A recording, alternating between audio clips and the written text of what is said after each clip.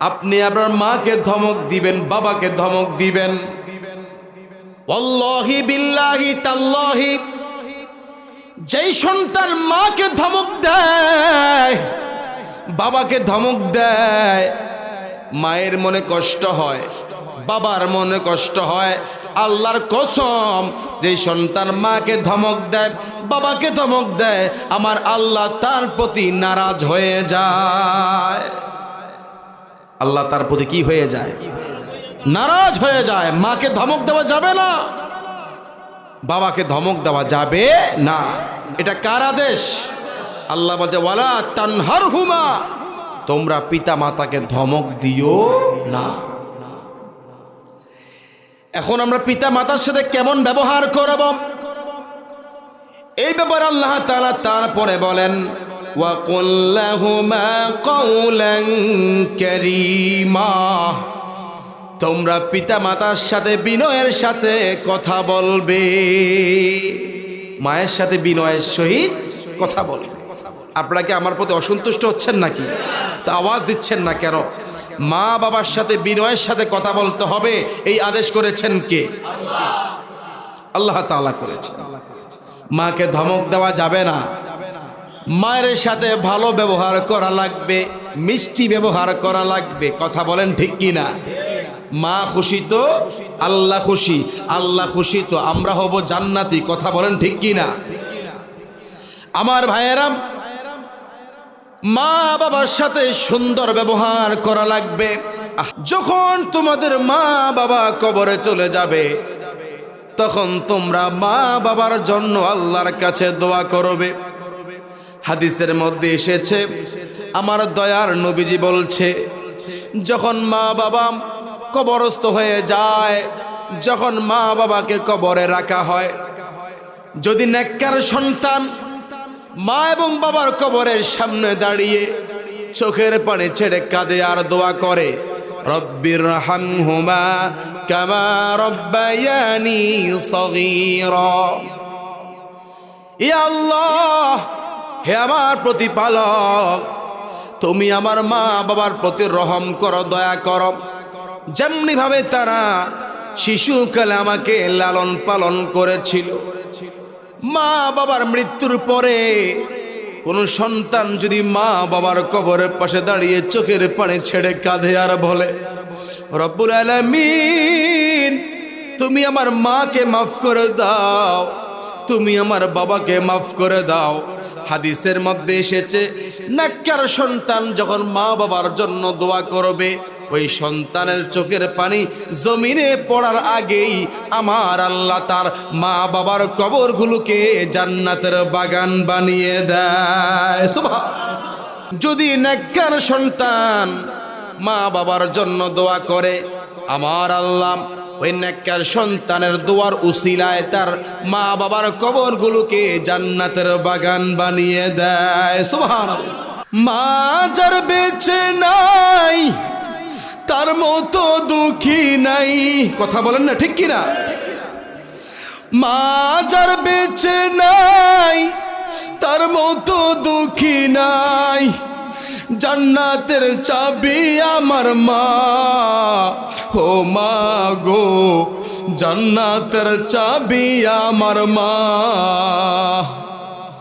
মা যার বেঁচে নাই, তার মতো দুঃখী নাই। খালা ফুফু মায়ের মতো নয়, ও মা গো, জান্নাতের চাবি আমার মা। কথা বলেন ঠিক কিনা? 5 ওয়াক্ত নামাজ আদায় করা যেমন ফরজ, রমজান মাসের রোজা রাখা যেমন ফরজ, সামর্থ্যবান যারা তাদের হজ করা, যাকাত দেওয়া যেমন ফরজ, মা বাবার সাথে ভালো ব্যবহার করা তেমন ফরজ। যে মা বাবার সাথে ভালো ব্যবহার করে না, সে ঈমান নিয়ে মৃত্যুবরণ করতে পারবে না। যদি ঈমান নিয়ে কবরে যেতে চাই আমরা, মা বাবার সাথে ভালো আচরণ করতে হবে। কারণ মা বাবা খুশি তো আল্লাহ খুশি। আল্লাহ খুশি তো আমরা হয়ে যাব জান্নাতি। কথা বলুন ঠিক কি না? এজন্য মা বাবার সাথে বেয়াদবি করা যাবে না। আমার প্রিয় বন্ধুগণ, আল্লাহ কয়েক প্রকার শাস্তি দিবেন। একটু কথা বলবেন, বলেন আমি কি বলেছি? আল্লাহ তাআলা কয়েক প্রকার শাস্তি দিবেন। যেমন যদি কেউ নামাজ না পড়ে, রোজা না রাখে, হজ না করে, সামর্থ্যবান হওয়ার পরেও যদি হজ না করে, জাকাত না দেয়, আল্লাহর বিধানগুলো মেনে না চলে, আল্লাহ অবশ্যই তাকে পাকড়াও করবে, আল্লাহ তার বিচার করবে। তবে সেটা হবে কবরে। সেটা কোথায় হবে? কবরে। কিন্তু যারা মা এবং বাবার সাথে বেয়াদবি করে, ওদের তো কবরে বিচার হবেই, দুনিয়া থেকেই আল্লাহ তাদের বিচার শুরু করে দেয়। আরে বলেন নাউযুবিল্লাহ। আপনারা অবশ্যই যারা মুরব্বী আছেন, আপনারা দেখেন, যেই সন্তান মা বাবার সাথে বেয়াদবি করে, যখন সে বিয়ে শাদী করে, যখন তার সন্তান হয়, দেখবেন তার সন্তানও তার সাথে বেয়াদবি করে। কথা বলুন ঠিক কি না? কারণ মা বাবার সাথে বেয়াদবি করলে এটা দুনিয়া থেকেই শাস্তি শুরু হয়ে যায়। দুনিয়া থেকে শাস্তি শুরু হয়ে যায়। সম্মানিত উপস্থিতি, আমি শুরুতে আপনাদের সামনে একটি আয়াত তেলাওয়াত করেছি। এখন আমি আপনাদের সামনে সেই আয়াত নিয়েই আলোচনা পেশ করব ইনশাআল্লাহ। আমি যে আয়াতে কারিমা তেলাওয়াত করেছি, এই আয়াতটি সূরা বানী ইসরাইলের 23 নম্বর আয়াত। আল্লাহু আকবার বলেন। সকলে আমার সাথে উচ্চ কণ্ঠে পড়ুন। আউযু বিল্লাহি মিনাশ শাইতানির রাজীম। বিসমিল্লাহির রহমানির রহিম। وقضى ربك ألا تعبدوا إلا إياه وبالوالدين إحسانا إما يبلغن عندك الكبر أحدهما أو كلاهما فلا تقل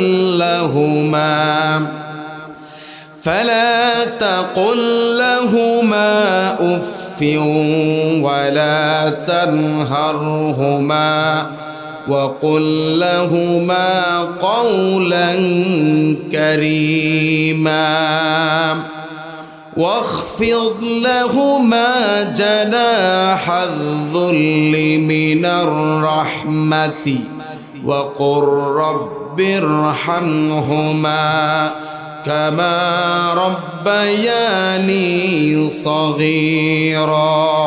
বাবারা জবান খুলে বলুন তো আল্লাহু আকবার। আপনারা বলুন তো এই ঘোষণা কার?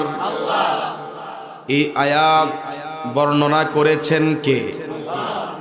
এই কথাগুলো আমার আল্লাহর। কিন্তু আমি আলেম হিসেবে আল্লাহর পক্ষ থেকে এখন আপনাদেরকে শোনাবো।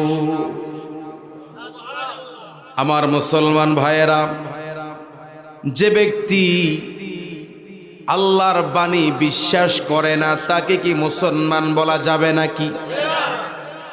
যে ব্যক্তি আল্লাহর আদেশ মানে না, তাকে মুসলমান বলা যাবে না। মুসলমান তো তিনি যিনি আল্লাহর বিধানগুলো মেনে চলে। কথা বলুন ঠিক কিনা? খুব মনোযোগ দিয়ে শুনুন রে বাবা। আমার আল্লাহ এই আয়াতের মধ্যে মা বাবার গুরুত্ব নিয়ে বড় চমৎকার কথা বলেছে। আবার বলেন তো আল্লাহু আকবার। আল্লাহ তাআলা বলেন, ওয়াকাদা রাব্বুকা আপনার প্রতিপালকের ফায়সালা। কার ফায়সালা? আল্লাহর ফায়সালা। কি ফায়সালা? আল্লাহ তারপরে বলেন, আল্লাহ তা'বুদু ইল্লা ইয়্যাহু, তোমরা একমাত্র আল্লাহর ইবাদত করবে। কার ইবাদত? বলুন, আমরা নামাজ রোজা সমস্ত ইবাদত করি কার জন্য? বুঝ হওয়ার পর থেকে আজ পর্যন্ত ইবাদত করেছি কার খুশির জন্য? এখন ইবাদত করি কার খুশির জন্য? মৃত্যু পর্যন্ত ইবাদত করব কার খুশির করার জন্য? আল্লাহ তাআলা বলেন অন্য আয়াতের মধ্যে, ওয়ামা খালাকতুল জিন্না ওয়াল ইনসা ইল্লা লিয়াবুদুন। আল্লাহু আকবার। আল্লাহ তাআলা বলেন, আমি আল্লাহ জিন জাতি এবং মানব জাতি এই দুই জাতি সৃষ্টি করেছি ইল্লা লিয়াবুদুন, আমি আল্লাহ তাআলার ইবাদত করার জন্য। সুবহানাল্লাহ। তাহলে বোঝা গেল আল্লাহ তাআলা আমাদেরকে সৃষ্টি করেছেন শুধুমাত্র আল্লাহর ইবাদত করার জন্য। কথা বলুন ঠিক কিনা? এখন কি আমরা আল্লাহর ইবাদত করি? না, করি না তো। বলেন, নামাজ পড়া আমাদের উপর কি ফরজ? সবাই জানেন তো যে এই কথা? কে জানেন না যে নামাজ পড়া আমাদের উপর ফরজ? কে জানেন না? একটু হাত তোলেন। একজন পাওয়া গেছে, বুঝে নাই। ভালো মানুষ, মুরব্বী মানুষ, এই বয়সে একটু তাল তো অসুবিধা হওয়ারই কথা। কথা বলুন ঠিক কিনা? আমার ভাইরা, 5 ওয়াক্ত নামাজ আদায় করা আমাদের উপর ফরজ। আল্লাহ বলে, ওয়া আকিমুস সালাতা, আল্লাহ তাআলা বলেন ওয়া আকিমুস সালাহ, নামাজ কায়েম করা তোমাদের উপর কর্তব্য। নামাজ কায়েম করা, নামাজ কায়েম মানে হলো প্রতিষ্ঠিত করা। এখানে আল্লাহ এই কথা বলে নাই যে তোমরা নামাজ পড়ো। আল্লাহ বলেছেন নামাজ কায়েম করো। তার মানে হলো শুধু নিজে নামাজ একাই পড়লে হবে না, নিজেও নামাজ পড়া লাগবে, নিজের মা বাবাকে নামাজের কথা বলা লাগবে, নিজের স্ত্রী সন্তান বন্ধু বান্ধব ভাই বোন এলাকাবাসী বাড়ির লোক এলাকার লোক সবাইকে নামাজের কথা বলতে হবে। কথা বলুন ঠিক কিনা? তো বলছিলাম যে এই কথা আল্লাহ তাআলা এই আয়াতের মধ্যে বলেন, আল্লাহ তা'বুদু ইল্লা ইয়্যাহু, তোমরা কেবলমাত্র আল্লাহর ইবাদত করবে। কার ইবাদত? আমরা নামাজ পড়ব কার জন্য? এই বেলগড়ের বাবারা, আমি শুনেছি এই এলাকার মানুষ নবীর প্রেমিক। কথা কোন ঠিক কিনা? আমরা কি নবীর প্রেমিক না শয়তানের প্রেমিক? আসলে নবীর প্রেমিক। মুহাব্বতে বলুন তো ইয়া রাসূলুল্লাহ। এবার বলি ইয়া হাবিবাল্লাহ। এবার সবাই 2 হাত তোলেন, যত শক্তি আছে চিৎকার দিয়ে বলেন তো আল্লাহু আকবার। আমার ভাইয়েরা, আল্লাহ তাআলা বলেন তোমরা আমার ইবাদত করো। তো আমরা আগেও আল্লাহর ইবাদত করেছি, এখনো আমরা ইবাদত করি আল্লাহর রাজি খুশির জন্য।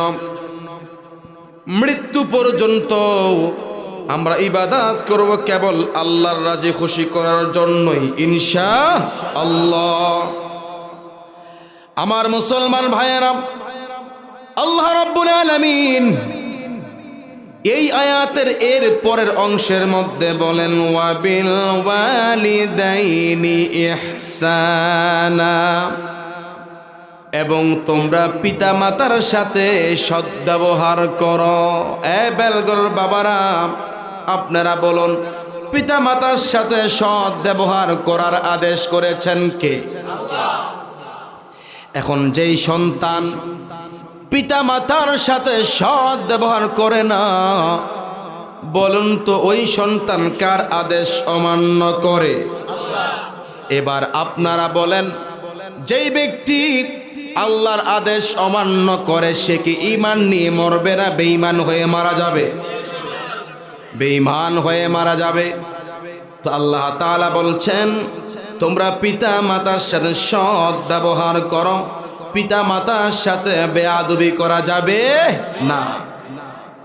আমার মুসলমান ভাইয়েরা, আল্লাহ রাব্বুল আলামিন এই আয়াতের এর পরের অংশের মধ্যে বলেন ইম্মা ইয়াবলুগান্না ইনদাকাল কিবার আহাদুহুমা আও কিলাহুমা। আল্লাহু আকবার বলেন। আল্লাহ তাআলা বলেন তোমার মা বাবা দুজনের একজন, আও কিলাহুমা অথবা উভয়ে যখন বৃদ্ধ হয়ে যাবে, যখন বার্ধক্যে পৌঁছবে, বার্ধক্য মানে হলো বৃদ্ধ বয়স্ক।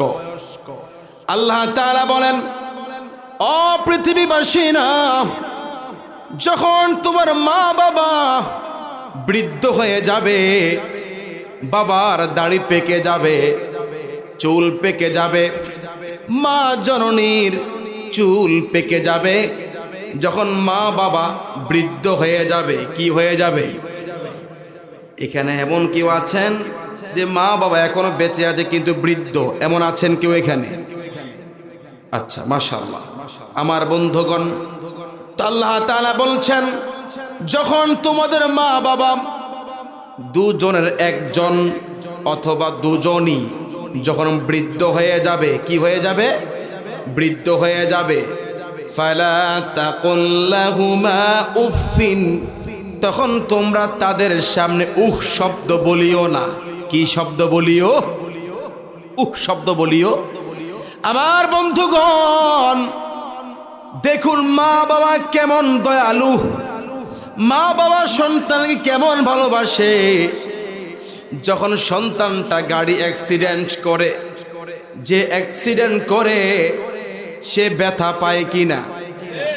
কিন্তু বিশ্বাস করেন রে বাবা, সন্তান অ্যাক্সিডেন্ট করে যতটা ব্যথা পায়, মা বাবা খবরটা শোনা মাত্রই মা বাবা তার চাইতে কঠিন ব্যথা পায়। কথা বলুন ঠিক কিনা? সন্তান দেখেন, ছোট্ট বাচ্চারা, আমার তো মেয়ে আছে, ছোট্ট বাচ্চা, যখন ছোট্ট বাচ্চা উষ্টা খায়া পড়ে, কি খেয়ে পড়ে,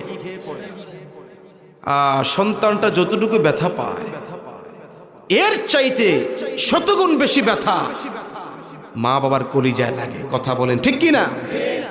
এজন্যই তো মা বাবা যখন সন্তানকে মাদ্রাসায় ভর্তি করায়, স্কুলে ভর্তি করায়, বারবার বলে হুজুর আমার ছেলেকে মারিয়েন না, আমার মেয়েকে মারিয়েন না। কারণ উস্তাদজি আপনি এবার আপনি আমার সন্তানকে শাসন করবেন, কিন্তু ব্যথাটা আমার কলিজায় লাগবে। কথা বলেন ঠিক কিনা? মা বাবা কেমন দয়ালু, মা বাবার কেমন দয়া। আমার ভাইয়েরা, তো আল্লাহ তাআলা বলছেন ফালা তাকুল লাহুমা উফিন, তোমরা মা বাবার সামনে উহ শব্দ করিও না। এরপর আল্লাহ তাআলা বলেন ওয়ালা তানহারহুমা, এবং তোমরা মা বাবাকে ধমক দিও না। আমার বন্ধুগণ, ফেসবুক খুললে কত কিছু দেখতে পাই, কত মায়ের চোখের পানি, কান্নার আওয়াজ। আমি গত কিছুদিন পূর্বে ফেসবুকের মধ্যে একটি ঘটনা দেখেছি। একজন মা বৃদ্ধাশ্রমের মধ্যে আছে। কোথায়? সাংবাদিক প্রশ্ন করল, মা আপনি এই বয়সে কেন বৃদ্ধাশ্রমে? আপনাকে দেখে তো গরিব মনে হয় না, আপনাকে দেখে আমার ধনী মনে হয়েছে। ওই মা জননী চোখের পানি ছেড়ে বলে, বাবা আমি গরিব নয়, আমার দুই ছেলে ডাক্তার, আমার এক ছেলে ইঞ্জিনিয়ার, মেয়ে ইতালি থাকে, ইতালি চাকরি করে, ছেলেরা কোটি কোটি টাকার মালিক। সাংবাদিক বলল, মা আপনার দুই ছেলে ডাক্তার, এক ছেলে ইঞ্জিনিয়ার, মেয়েটা ইতালি থাকে, আপনি বৃদ্ধাশ্রমে কেন? ওই মা চোখের পানি ছেড়ে বলে, বাবা ওই সাংবাদিক বাবা, আমি আমার ছেলের বউদেরকে একটু ডাক দেই, এইভাবে চলা যাবে না, এই কথা বলা যাবে না। শাশুড়ি যারা, তারা তো কল্যাণের জন্য ছেলের বউকে ডাক দেয়, কথা বলেন ঠিক কি না? কিন্তু আমাদের বাংলাদেশের মধ্যে এমন কিছু ভদ্র ছেলে আছে, আসলে ভদ্র না, অভদ্র। ওদের বউকে কিছু বলা যায় না, কথা কোন ঠিক কি না? আরে ভাই, কোনো মা তো সন্তানের ক্ষতি চায় না, সন্তানের স্ত্রীরও ক্ষতি চায় না। মা যদি আপনাকে ডাক দেয়, আপনার বউকে ডাক দেয়, বুঝে নিতে হবে আপনার মা কল্যাণের জন্যই ডাক দেয়, কথা বলেন ঠিক কি না? আমরা তো দেখি অনেক ছেলেরা বউকে কেন মা বকা দেয়, কেন ডাক দেয়, সহ্য হয় না, অথচ মুরব্বীদের শাসনের মধ্যেও কল্যাণ লুকিয়ে থাকে, কথা বলেন ঠিক কি না? আমার ভাইয়েরা, ওই বৃদ্ধা মহিলা বলছে যে আমি আমার ছেলের বউকে একটু ডাক দেই। এই যে মা, এইভাবে কাজ করা যাবে না, নামাজের টাইমে নামাজের কথা বলি। তো ছেলে তো শিক্ষিত, বউ শিক্ষিত, আমার ছেলের বউ আমার ডাক সহ্য করতে পারে না, আমি নাকি আমার বউকে বেশি জ্বালাই, আমি নাকি আমার ছেলের বউকে বেশি কষ্ট দেই, আমি নাকি সারাদিন বক বক বক বক করি, এই জন্য আমার ছেলে আমাকে, মানে আমার প্রতি সে একেবারে বিরক্ত হয়ে আমাকে বৃদ্ধাশ্রমে পাঠিয়ে দিয়েছে। নাউজুবিল্লাহ বলেন। আমার বাবারা, আপনারা বলেন, যেই সন্তান তার মাকে বৃদ্ধাশ্রমে পাঠায়, সে কি সুসন্তান না কুসন্তান? ওয়ালা তানহারহুমা, তোমরা পিতা মাতার সাথে, পিতা মাতাকে তোমরা ধমক দিও না। বলেন, পিতা মাতাকে ধমক না দেওয়ার কথা বলেছেন কে? আল্লাহ। এখন আমার যুবক ভাইয়েরা পিতা মাতাকে ধমক দেয় কি না? আমার বন্ধুগণ, ও যুবক ভাইয়েরা, অন্তরের কান দিয়ে আমার কথা শুনেন। আপনি আপনার মাকে ধমক দিবেন, বাবাকে ধমক দিবেন, ওয়াল্লাহি বিল্লাহি তাল্লাহি, যেই সন্তান মাকে ধমক দেয়, বাবাকে ধমক দেয়, মায়ের মনে কষ্ট হয়, বাবার মনে কষ্ট হয়। আল্লাহর কসম, যে সন্তান মাকে ধমক দেয়, বাবাকে ধমক দেয়, আমার আল্লাহ তার প্রতি নারাজ হয়ে যায়। আল্লাহ তার প্রতি কি হয়ে যায়? নারাজ হয়ে যায়। মাকে ধমক দেওয়া যাবে না, বাবাকে ধমক দেওয়া যাবে না। এটা কার আদেশ? আল্লাহ বলছে, ওয়ালা তানহারহুমা, তোমরা পিতা মাতাকে ধমক দিও না। এখন আমরা পিতা মাতার সাথে কেমন ব্যবহার করব, এই ব্যাপারে আল্লাহ তাআলা তারপরে বলেন, ওয়া কুল লাহুমা কাওলান কারীমা, তোমরা পিতা মাতার সাথে বিনয়ের সাথে কথা বলবে, মায়ের সাথে বিনয়ের সহিত কথা বলবে। আপনারা কি আমার প্রতি অসন্তুষ্ট হচ্ছেন নাকি? তা আওয়াজ দিচ্ছেন না কেন? মা বাবার সাথে বিনয়ের সাথে কথা বলতে হবে, এই আদেশ করেছেন কে? আল্লাহ তাআলা করেছেন। মাকে ধমক দেওয়া যাবে না, মায়ের সাথে ভালো ব্যবহার করা লাগবে, মিষ্টি ব্যবহার করা লাগবে, কথা বলেন ঠিক কি না? মা খুশি তো আল্লাহ খুশি, আল্লাহ খুশি তো আমরা হব জান্নাতি, কথা বলেন ঠিক কি না? আমার ভাইয়েরা, মা বাবার সাথে সুন্দর ব্যবহার করা লাগবে। আহা, আমাদের দেশের মধ্যে মা অসুস্থ, এমনও ছেলে আছে, বউ অসুস্থ হলে বউকে কোন মেডিকেল নেবে, কোন ডাক্তার দেখাবে, কত ভালো ডাক্তার দেখাবে, এই চিন্তা করে। কিন্তু বৃদ্ধা মা, বৃদ্ধ বাবা অসুস্থ হয়ে পড়ে থাকে, জিজ্ঞাসাও করে না, কথা বলেন ঠিক কিনা?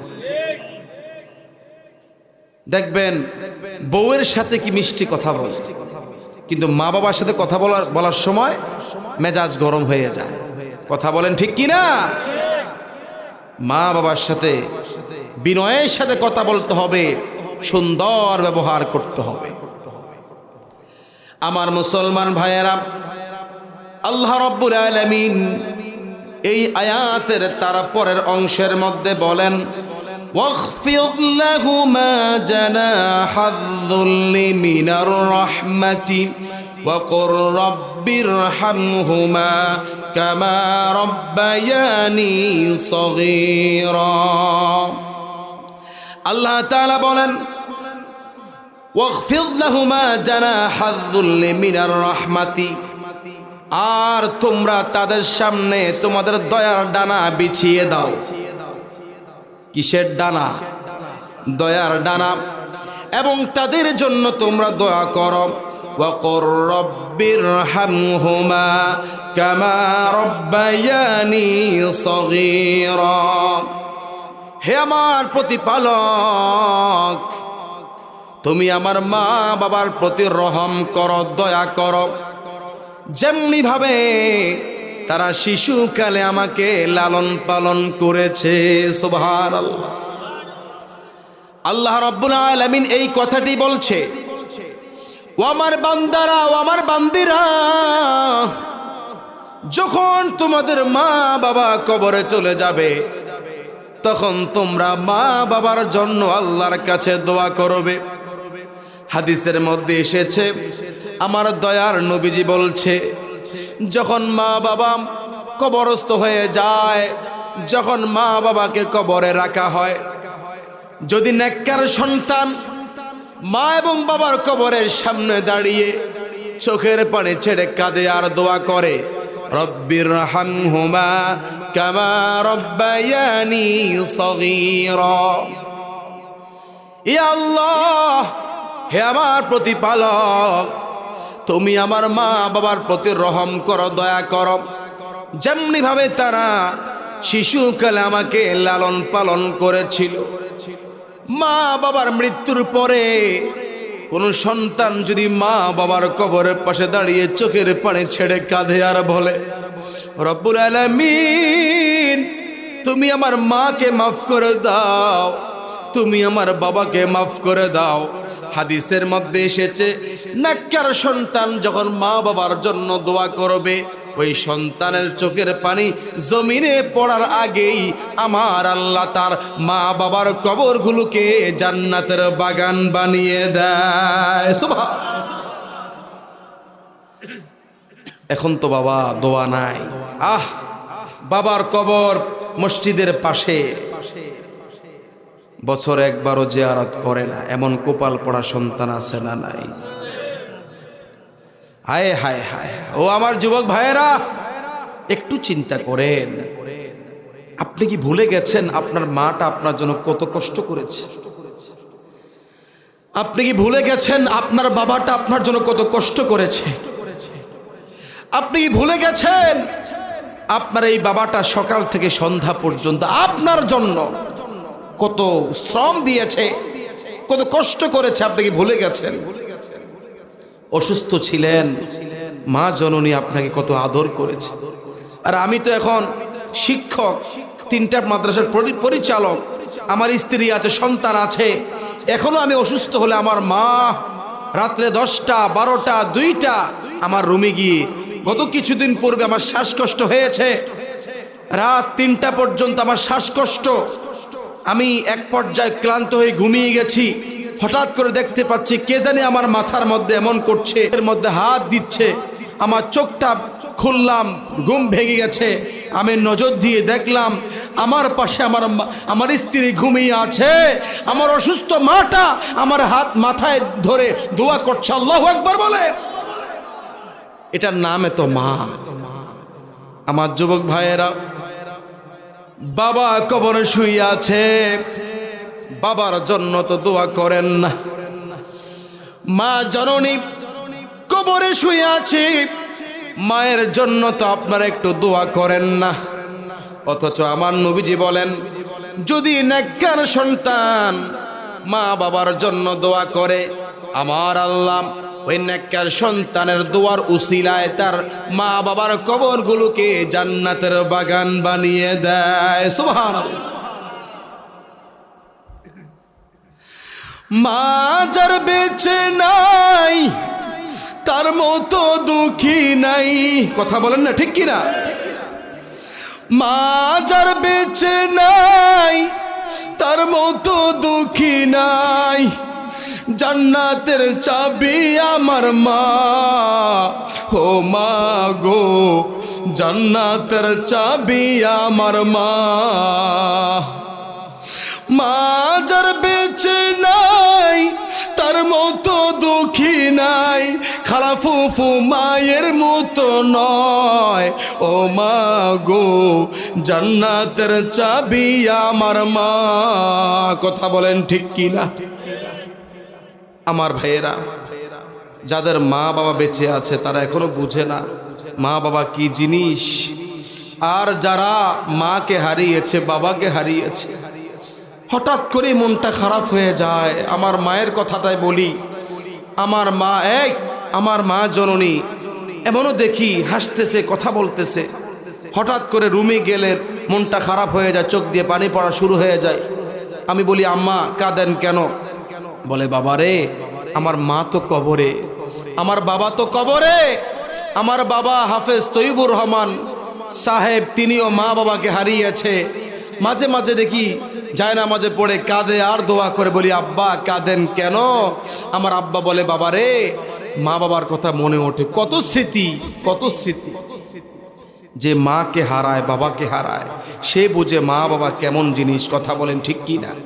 এই কথাটাই বলতেছি।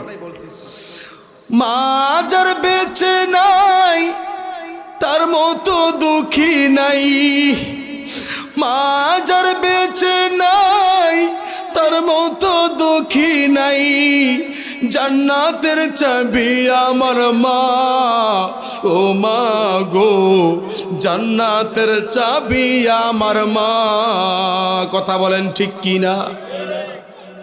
আমার ভাইয়েরা, যাদের মা বাবা বেঁচে আছে, মা বাবার খেদমত করবেন। আর যারা মা বাবাকে হারিয়েছেন, মা বাবার কবরের পাশে দাঁড়িয়ে একটু জিয়ারত করবেন, দোয়া করবেন। বন্ধুরা আমার, মানুষ ইতালি থাকে, সৌদি আরবে থাকে, বিভিন্ন দেশের মধ্যে থাকে। জীবিত মানুষ পৃথিবীর যেখানে থাকুক না কেন, অডিও মোবাইলে ভিডিও কলে খোঁজ খবর নেওয়া যায়। কথা বলেন ঠিক কি না? কিন্তু বাড়ির পাশে কবরস্থান, মসজিদের পাশে গোরস্থান, মা কবরে, বাবা কবরে। মা কি জান্নাতের মেহমান? বাবা কি জান্নাতের মেহমান নাকি জাহান্নামের আসামি? কেউ দেখে না, জানে কে? এজন্য যারা মা বাবা হারিয়েছেন, সময় পেলে মা বাবার কবর জিয়ারত করতে পারবেন তো? মা বাবা কেমন জিনিস শুনেন। আমার নবীজি হাদিসে মুবারকার মধ্যে বলেন, এই হাদিস শরীফটি তিরমিজি শরীফের 2য় খণ্ডের 12 পৃষ্ঠার মধ্যে রয়েছে।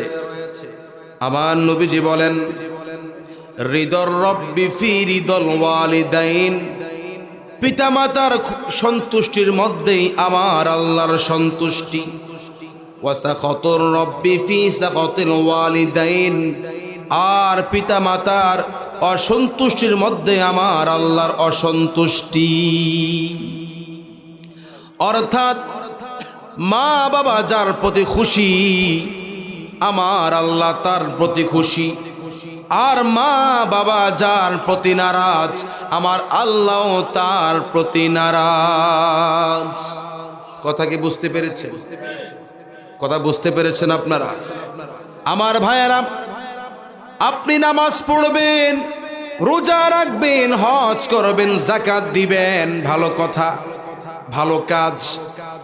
কিন্তু আপনি যদি মা বাবার সাথে বেয়াদবি করেন, মা বাবা যদি আপনার প্রতি নারাজ থাকে, অসন্তুষ্ট থাকে, আমার আল্লাহ আপনার প্রতি অসন্তুষ্ট হয়ে যাবে। কথা বলুন ঠিক কিনা? আল্লাহর কসম খেয়ে বলি, যে সন্তান মা বাবার মনে কষ্ট দেয়, আমার আল্লাহ তার ইবাদত আল্লাহর দরবারে কবুল করবে না। আর যে সন্তান মা বাবার খেদমত করবে, আমার আল্লাহ ওই সন্তানকেই জান্নাতের মেহমান বানাবে এবং দুনিয়ার জিন্দিগিতে সে যত আমল করবে আমার আল্লাহ তার সমস্ত আমলগুলো কবুল করে নিবে।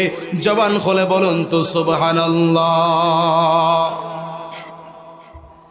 আমার মুসলমান ভাইয়েরা,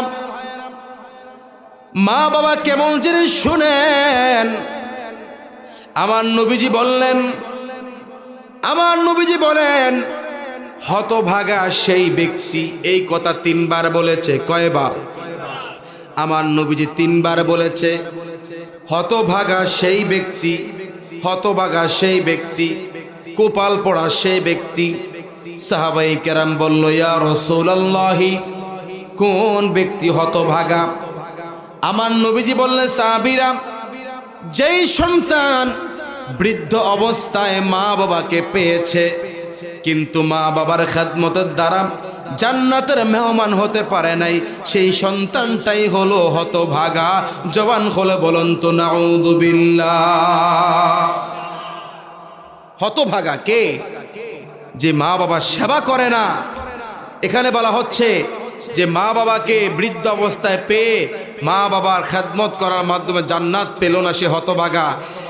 অর্থাৎ যে সন্তান মা বাবার খেদমত করবে, মা বাবার সাথে সুন্দর আচরণ করবে, মিষ্টি আচরণ করবে, মা বাবার প্রতি পরিপূর্ণ যত্ন নিবে, আমার আল্লাহ তাকে ঈমানের সাথে মৃত্যু দান করবে। মৃত্যুর পরে সে হবে জান্নাতের মেহমান। জবান খুলে বলুন তো আল্লাহু আকবার। এজন্য মা বাবার সাথে বেয়াদবি করা যাবে না, মা বাবার সাথে সুন্দর ব্যবহার করতে হবে। রাজি আছেন তো ইনশাআল্লাহ? আমার বন্ধুগণ, আমার নবীজির একজন সাহাবী নবীজির কাছে গিয়ে বললেন, ইয়া রাসূলুল্লাহ, ইয়া হাবিবাল্লাহ, নবী গো, আমি সবচাইতে বেশি সুন্দর আচরণ করব কার সাথে? আমার নবীজি বললেন, উম্মুকা, তোমার মায়ের সাথে। আবার সাহাবী আরজ করলেন, ইয়া রাসূলুল্লাহ, এরপরে আমি ভালো আচরণ করব কার সাথে? আমার নবীজি বলল, উম্মুকা, তোমার মায়ের সাথে। ওই লোক আবার বলল, ইয়া রাসূলুল্লাহ, আমি তারপরে ভালো আচরণ করব কার সাথে? আমার নবীজি 3 নাম্বার আবার বলল, উম্মুকা, তোমার মায়ের সাথে। ওই লোকটি আমার নবীকে আবার প্রশ্ন করলো, নবী গো, তারপরে সম্মান করব কাকে? জোরে বলেন সুবহানাল্লাহ। ক্বালা, আমার নবীজি বলে, আবুকা, তোমার বাবার সাথে। এই হাদিসের মধ্যে আমার নবীজি 3 বার মায়ের কথা বলেছেন, 1 বার বাবার কথা বলেছেন। এখানে বিষয়টা এমন নয় যে বাবার সম্মান কম, বিষয়টি এমন নয়, কিন্তু একজন বাবার চাইতে মায়ের কষ্ট বেশি সন্তান লালন পালন করতে। কথা বলেন ঠিক কি না? এই জন্য আল্লাহ, আমার নবীজি এখানে 3 বার মায়ের কথা বলেছেন। মোট কথা হলো, যে ব্যক্তি মায়ের সেবা করবে, মায়ের খেদমত করবে, আবার আল্লাহ তার প্রতি খুশি হয়ে যাবে। আর আমার আল্লাহ যার প্রতি খুশি হয়ে যাবে, সে হয়ে যাবে জান্নাতের মেহমান। সুবহানাল্লাহ। আমার ভাইয়েরা, দেখেন মা বাবার কেমন গুরুত্ব। যখন কোনো নেককার সন্তান মা বাবার দিকে রহমতের দৃষ্টিতে তাকায়, কিসের দৃষ্টিতে? রহমতের দৃষ্টিতে। আমার আল্লাহ তার প্রতিটি নজরে একটি একটি করে কবুল হজের সওয়াব দান করে। সুবহানাল্লাহ। আমার ভাইয়েরা, যদি কোনো সন্তান মা বাবার দিকে মায়ার নজরে তাকায়, আমার বাবাটা আমার জন্য কত কষ্ট করেছে, আমার মাটা আমার জন্য কত কষ্ট করেছে। যদি কোনো সন্তান মা বাবার দিকে রহমতের নজরে তাকায়, দয়ার নজরে তাকায়, যতবার তাকাবে ততবার আমার আল্লাহ তাআলা তার আমল নামার মধ্যে একটি একটি করে কবুল হজের সওয়াব দান করবে। আমার ভাইয়েরা, অনেকে হজ করতে যায়। হজ করা তো ভাগ্যের ব্যাপার। কথা বলেন ঠিক কিনা? হজে যাওয়াটা ভাগ্যের ব্যাপার। তা আপনি লক্ষ লক্ষ টাকা ব্যয় করে আপনি হজে যাবেন, হজ কবুল হতেও পারে, না হতেও পারে, সেটা আল্লাহ ভালো জানে। কিন্তু যদি আপনি মায়ের সাথে ভালো ব্যবহার করেন, যদি আপনি বাবার সাথে ভালো ব্যবহার করেন, ওয়াল্লাহি বিল্লাহি তাল্লাহি, যেই সন্তান মায়ের সাথে ভালো ব্যবহার করবে, বাবার সাথে ভালো ব্যবহার করবে, যতবার মা বাবার দিকে তাকাবে রহমতের দৃষ্টিতে মায়ার নজরে, আমার আল্লাহ তাআলা তার আমল নামার মধ্যে প্রতিটি নজরের বিনিময় একটি একটি করে কবুল হজে সওয়াব দান করবে। আমার ভাইয়েরা, এরপরে শুনেন, ক্বালু, সাহাবায়ে কেরাম আরজ করলেন, ইয়া রাসূলুল্লাহি ওয়া ইন্না যারা কুল্লা ইয়াউমিন মিআতা মাররাতিন, যদি কেউ দৈনিক 100 বার দৃষ্টিপাত করে, যদি কেউ মা বাবার দিকে দৈনিক 100 বার তাকায়, তার ব্যাপারে কি বলবেন? ক্বালা, আমার নবীজি বলে, নাআম আল্লাহু আকবার ওয়া আতয়াব, আমার আল্লাহ অতি মহান, অতি পবিত্র। জোরে বলেন সুবহানাল্লাহ। অর্থাৎ আমার নবীজি এটাই বুঝাইলেন, সাহাবীরা রে, যদি কোনো সন্তান মা বাবার দিকে 100 বার তাকায়, আমার আল্লাহ তার আমল নামার মধ্যে 100টি কবুল হজের সওয়াব দান করবে। আর যদি কোনো সন্তান তার চাইতে বেশি তাকায়, আমার আল্লাহ তার আমল নামার মধ্যে আরো বেশি করে কবুল হজের সওয়াব দান করবে। আমার ভাইয়েরা, তো বলেন, মা বাবার সাথে ভালো ব্যবহার করার আদেশ করেছেন কি? এখন যারা মা বাবার সাথে দুর্ব্যবহার করে, তারা কার আদেশ অমান্য করে? আর যে আল্লাহর আদেশ অমান্য করে, তার উপায় থাকবে? উপায় থাকবে না। আচ্ছা বাবা, আপনারা বলেন, আপনারা তো অনেক এখানে বয়স্ক আছে, আমার বাবার বয়সী লোক আছে, আমার বাবার বয়সে আরো বড় লোক এখানে আছে, বেশি বয়স। আপনারা কি কখনো দেখেছেন মা বাবার সাথে বেয়াদবি করেছে, কিন্তু সে ঈমান নিয়ে মৃত্যুবরণ করেছে? কখনো কি আপনারা দেখেছেন?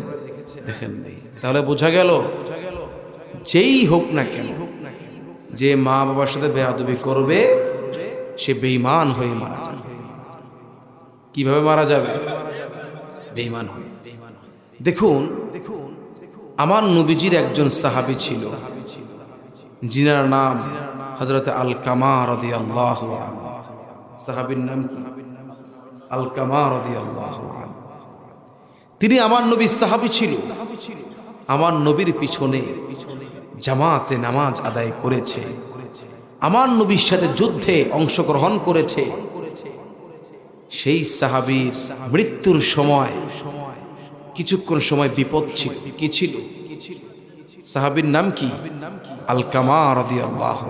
কি বিপদ? ওই সাহাবীর যখন মৃত্যুর সময় হয়ে গেল, ওনার জবান দিয়ে কালেমা আসতেছে না, উনি অনেক অসুস্থ। সাহাবায়ে কেরাম বুঝতে পেরেছে উনি মনে হয় আর বাঁচবে না, মৃত্যুর সময় হয়ে গেল। কিন্তু হযরত আলকামা রাদিয়াল্লাহু আনহুর জবান দিয়ে কালেমা আসে না। সাহাবায়ে কেরাম চিন্তিত হয়ে গেল, ভয় পেয়ে গেল। উনি তো আল্লাহর নবীর সাহাবী, নবীর সাহাবীর মৃত্যুর সময় জবান দিয়ে কালেমা আসবে না, তা তো হতে পারে না। কথা বলেন ঠিক কিনা? আমার ভাইয়েরা, সাহাবায়ে কেরাম আমার নবীজির কাছে গেলেন, গিয়ে বললেন, ইয়া রাসূলুল্লাহ, নবী গো, ওগো আল্লাহর রাসূল, আপনার সাহাবী আলকামার মৃত্যুর সময় হয়ে গেছে, মনে হয় বাঁচবে না, কিন্তু আলকামার জবান দিয়ে কালেমা আসে না। আমার নবীজি এই কথা শোনার পরে সাহাবায়ে কেরামদেরকে নিয়ে আলকামার বাড়িতে গেলেন, আলকামার কাছে গেলেন। নবীজি আমার আলকামার বাড়িতে গিয়ে আলকামার মাকে বললেন, আলকামার মা, কারণটা কি? আপনার ছেলে আমার সাহাবী আলকামা, আমার সাহাবী, আমার হাতে হাত রেখে সে মুসলমান হয়েছিল। আমার সাহাবী, সে আমার পিছনে নামাজ আদায় করেছিল। আমার সাহাবী হয়ে মৃত্যুর সময় জবান দিয়ে কালেমা আসবে না, এটি কেমন কথা? কেন? কারণ কি? আমার নবী কিন্তু বুঝতে পেরেছে। জোরে বলেন সুবহানাল্লাহ। এজন্যই তো আহলুস সুন্নাত ওয়াল জামাআতের আকীদা হলো আমার নবী ইলমে গায়েব জানে। জোরে বলেন সুবহানাল্লাহ। আমার নবীকে জানাইতেন কে? হযরত আলকামা রাদিয়াল্লাহু আনহুর জবান দিয়ে কেন কালেমা আসে না? কেউ না জানলেও আমার নবী জানতো। তার কারণ হলো আমার নবীকে আমার আল্লাহ জানিয়েছে। সুবহানাল্লাহ। আমার নবী হায়াতুন নবী, জিন্দা নবী, নূরের নবী, নবী মুহাম্মাদুর রাসূলুল্লাহ সাল্লাল্লাহু আলাইহি ওয়াসাল্লাম বুঝতে পেরেছে আলকামা মায়ের সাথে বেয়াদবি করেছে। এই জন্যই আলকামার জবান দিয়ে কালেমা আসে না। আমার নবীজি আলকামার মাকে বলে, ও আলকামার মা, আপনার ছেলে অবশ্যই আপনার সাথে বেয়াদবি করেছে। এখন আপনার ছেলে আমার সাহাবী হয়েও তার জবান দিয়ে কালেমা আসে না। আপনি মা যতক্ষণ পর্যন্ত তাকে ক্ষমা করবেন না, ততক্ষণ পর্যন্ত আমার আল্লাহ তাকে ক্ষমা করবে না। একটু চিন্তা করেন, নবীজির সাহাবী। কার সাহাবী? আরে আমরা তো সাহাবীদের জুতার ধুলি মুবারকের সমান না। কথা বলেন ঠিক কি না? কোথায় সাহাবী যারা আমার নবীকে সচক্ষে দেখেছে? আল্লাহু আকবার বলেন। আমার নবীজির সাহাবী হওয়ার পরেও কিন্তু একদিন মায়ের সাথে বেয়াদবি করার কারণে মায়ের মনে কষ্ট হয়েছে। এজন্য তার মুখ দিয়ে কালেমা আসতেছিল না। আমার নবীজি আলকামার মাকে বলল, আলকামার মা, যদি আপনি আপনার সন্তানকে ক্ষমা না করেন, আমার আল্লাহ তাকে ক্ষমা করবে না। আর যদি আপনি তাকে ক্ষমা করেন, আমার আল্লাহ তাকে ক্ষমা করবে। তখনই তার মুখ দিয়ে কালেমা আসবে। সুবহানাল্লাহ। আলকামার মা ডেকে বলল, ইয়া রাসূলুল্লাহ, নবী গো, আমার সন্তান আলকামা আমার সাথে এমন বেয়াদবি করেছে গো নবী, আমি তাকে মাফ করতে পারবো না। নবীজি বলে, আলকামার মা, কি বেয়াদবি আপনি আমার কাছে বলেন? আলকামার মা বলে, ইয়া রাসূলুল্লাহ, নবী গো, আমার সাহাবী আলকামা একদিন তার বউয়ের কথা শুনে আমাকে ধমক দিয়েছিল। কি দিয়েছিল? ওই যে আমার আল্লাহ বলছে, ওয়ালা তানহারহুমা, তোমরা মা বাবাকে ধমক দিয়ে কথা বলিও না। মা বাবাকে ধমক দিয়ে কথা, ওয়াকুল লাহুমা কওলান কারীমা, তোমরা মা বাবার সাথে বিনয়ী আচরণ করো। বলুন তো বাবা, মা বাবার সাথে বিনয়ী আচরণ করার আদেশ করেছেন কে? এবং ধমক দিতে নিষেধ করেছেন কে? আমার ভাইয়ারাম, ও মুরব্বী বাবারাম, আলকামা রাদিয়াল্লাহু আনহু জবান দিয়ে কালেমা আসে না। আলকামার মা বলে, ইয়া রাসূলুল্লাহ, হে আল্লাহর রাসূল সাল্লাল্লাহু আলাইহি ওয়াসাল্লাম, নবী গো, একদিন আমার ছেলে আলকামার স্ত্রীর সাথে আমার ঝগড়া হয়েছিল। কি হয়েছিল? ঝগড়া হয়েছিল। আমার সন্তান আলকামা আমাকে রাগের মাথায় একটা ধমক দিয়েছিল গো নবী, আমি বড় কষ্ট পেয়েছি। নবী গো, আমার সন্তান আমাকে এত ধমক দিয়েছে, এত মারাত্মক ধমক দিয়েছে, আমার কষ্টটা মন থেকে দূর হয় না।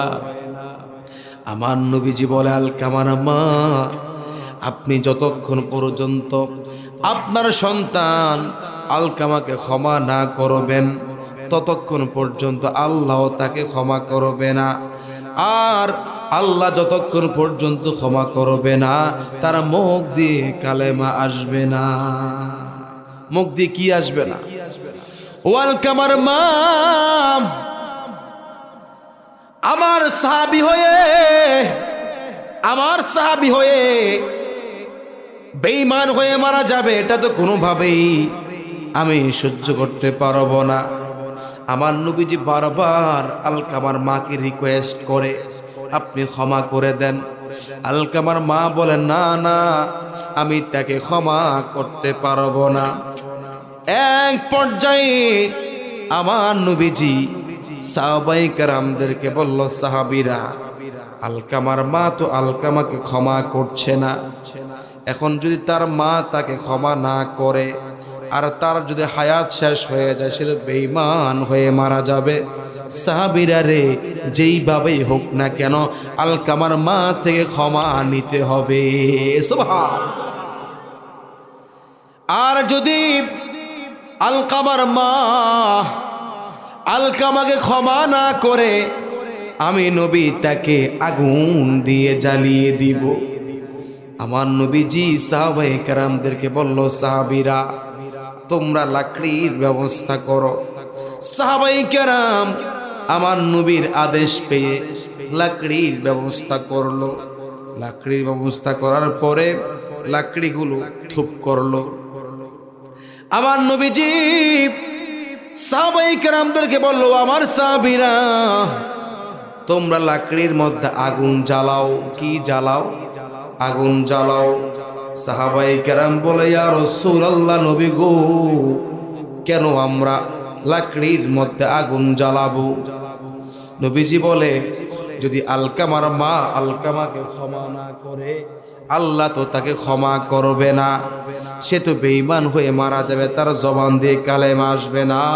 এই জন্য আমি নবী নিজেই তাকে আগুন দিয়ে জ্বালিয়ে দিব। কথা বুঝেন নাই মনে হয়? একটু মনোযোগ দেন রে বাবা, আর বেশিক্ষণ আমি আলোচনা করব না, খুব মনোযোগ দিয়ে শোনেন। আলকামার মা তো কথা কোন ঠিক কি না? ওই যে একটুকে বললাম, আল্লাহ বলছে তোমরা মায়ের সামনে শব্দ করিও না।